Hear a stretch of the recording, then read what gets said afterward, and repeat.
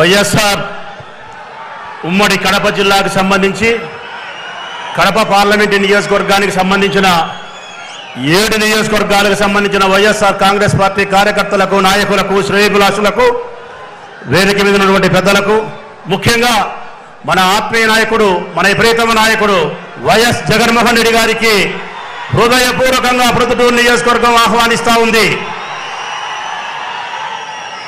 ఈ సందర్భంగా ఈ విషయాలు ఆయనకు చెప్పుకోవాల్సిన బాధ్యత నాపై ఉంది.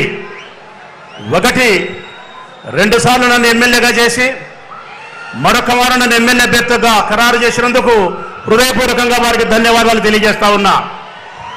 2వది, ప్రొద్దుటూరు నియోజకవర్గానికి సంబంధించినటువంటి సంక్షేమాన్ని 1700 కోట్ల రూపాయలు నా నియోజకవర్గంలోని అక్క చెల్లెమ్మలకు ఇచ్చి పేదరిక జీవితాలలో సంతోషాన్ని నింపినందుకు, వారి సారథ్యంలో ప్రొద్దుటూరు నియోజకవర్గం అభివృద్ధికి కవల పిల్లలైనందుకు, దాదాపుగా 1300 కోట్ల రూపాయలతో అభివృద్ధి కార్యక్రమాలు ఆయన సారథ్యంలో నిర్వహించినందుకు, 24,000 మందికి ఇళ్ల పట్టాలిచ్చి నిరుపేదలైనటువంటి పేదల యొక్క సొంత ఇంటి కల నెరవేర్చినందుకు హృదయపూర్వకంగా వారికి ధన్యవాదాలను, కృతజ్ఞతలు తెలియజేస్తా ఉన్నా.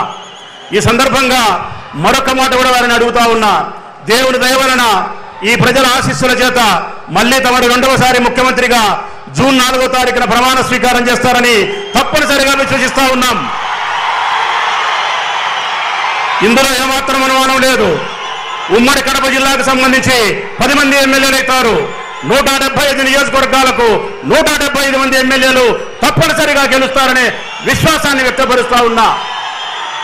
తమరు ముఖ్యమంత్రిగా ప్రమాణ స్వీకారం చేసిన తర్వాత మరొక్కసారి మీ చల్లని దీవెనలు ఈ ప్రొద్దుటూరు నియోజకవర్గ ప్రజల పట్ల ఉండాలని, ఈ ఊరి ప్రజల యొక్క అవసరాలను మీరు గుర్తెరిగి మరింత అభివృద్ధి కార్యక్రమాలను ముందుకు తీసుకుపోవాలని తమరికి సవినయంగా విజ్ఞప్తి చేస్తూ, ఈ ప్రొద్దుటూరు నియోజకవర్గంలోనే తమరు ఈ సభను నిర్వహించినందుకు మనస్ఫూర్తిగా మీకు ధన్యవాదాలు తెలియజేస్తూ సెలవు.